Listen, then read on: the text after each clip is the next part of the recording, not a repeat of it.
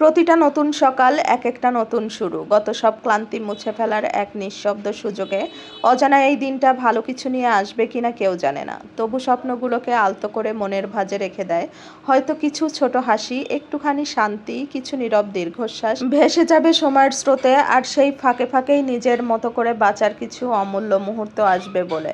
Hello everyone, আসসালামু আলাইকুম। সবাই কেমন আছেন? আমি তো অনেক অনেক বেশি ভালো আছি। এই তো সকাল সকাল ঘুম থেকে উঠে আমার ডিউটিতে আমি জয়েন করে ফেললাম।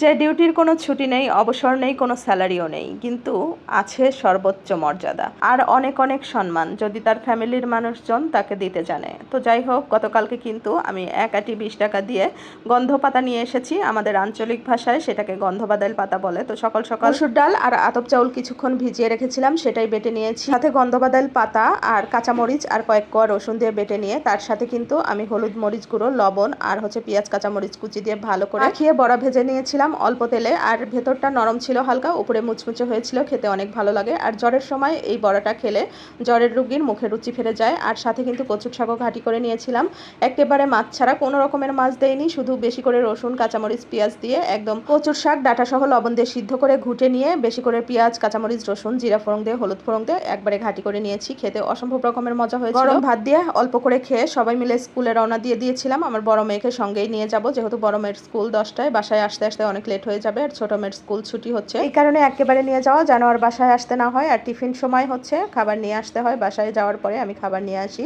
তো যাই হোক, এখানে একটু আগেই পৌঁছে গিয়েছিলাম। আর আমার ছোট মেয়ে এখানে একটু রং ঢং করছিল আর কি।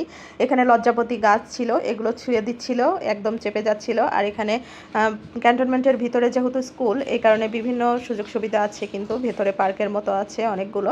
তো স্কুলের সামনে যেটা ছিল এটাতে একটু খেলাধুলা করছিল। আর আজ যেহেতু এসএসসি পরীক্ষার প্রথম দিন ছিল, আমরা কিন্তু গার্ডিয়ানরা যেখানে বসে ওইখানে বসে থেকে দেখছিলাম আর কি। অনেক গার্ডিয়ান ক্যান্ডিডেট নিয়ে এসে পড়াচ্ছিল আর কি, দেরি করছিল হলে ঢোকার জন্য। তো যাই হোক, আমরা কিন্তু কিছুক্ষণ রেস্ট নেওয়ার পরে বড় মেয়েকে স্কুলে দিয়ে আসতে গিয়েছিলাম। আর আসার সময় দেখি আমাদের জন্য বাস ওয়েট করছে, বাসেই চলে আসলাম। আর আসার পর ছোট মেয়ের স্কুলের সামনে দেখি এখানে ছোট একটা মেলা বসেছে, মেলায় হাতের কাজের সব জিনিস উঠেছে।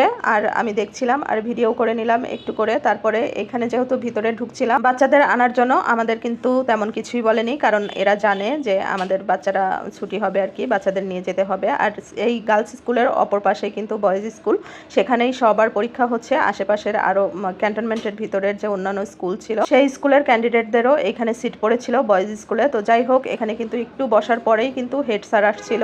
যারা এসএসসি ক্যান্ডিডেটের গার্ডিয়ানরা আছেন তারা সরাসরি বাহিরে যান অথবা বাসায় চলে যান, আপনাদের এখানে কোনো দরকার নেই। তো এতটা কড়াকড়ি চলছিল আর কি। আর এদিক থেকে বাচ্চাদের স্কুল বাস এসেও হাজির, তো বাসটা ঘুরাচ্ছিল আর কি। আর আমরা কিন্তু বাসায় চলে আসলাম বাসে করে। এই তো বাসায় আসার পরে সন্ধ্যার দিকে মসুর ডাল দিয়ে সব রকমের মশলা, বাটা মশলা, গুঁড়ো মশলা দিয়ে সজনে ডাঁটা রান্না করে নিলাম একদম ঘন করে। আর এই ডাঁটাটা রান্না হলে কিন্তু ভাত দিয়ে এটাই এমনি খেয়ে পেট ভরে নেবে। তো যাই হোক, রান্নাবান্না শেষ করে একটু বাইরে গিয়েছিলাম দোকানে হুইপ ক্রিম আনার জন্য। তো হুইপ ক্রিম দোকানে ছিল না, যেহেতু ওই দোকান থেকেই বেকিং আইটেমের সকল কিছু নেই, এই কারণে ছিল না, জন্য বাসায় চলে আসলাম। তো আজকে এ পর্যন্তই, সবাই ভালো থাকবেন, আল্লাহ হাফেজ।